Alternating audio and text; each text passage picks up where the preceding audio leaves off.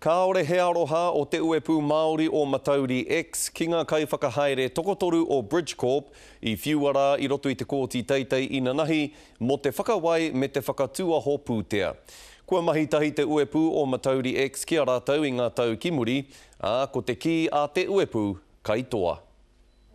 Ko te whare here te kāinga rua mō ngā kai tohutu nei, a ngā rā o te aranga kāore te kāporeihana Matauri X I te paku māharahara. Ko rau anō ai mei I hinga I a raua anō.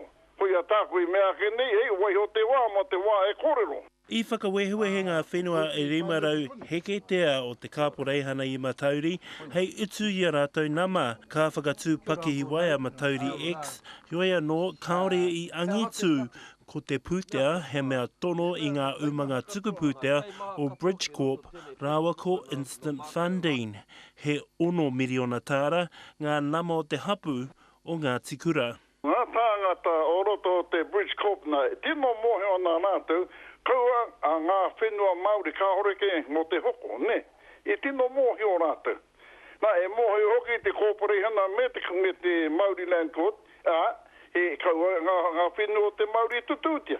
I kitea te ture I hara Ron Petra-Idrick, rawa ko Rob Rowist. Te kaumā waru ngā hāmene e pāna ki ngā kōrero parau ki te wi whānui, I a rātou e kimi moni ana. Hioi anō, hei tā nau anō, nā te mate anō, te mate.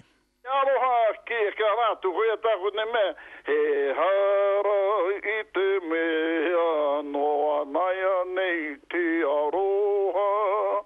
Hei tērā marama ka puta te whakatau a te ture e pāna ki ngā mahi a ngā kai tohu nei. Anzac Pikia, te karere.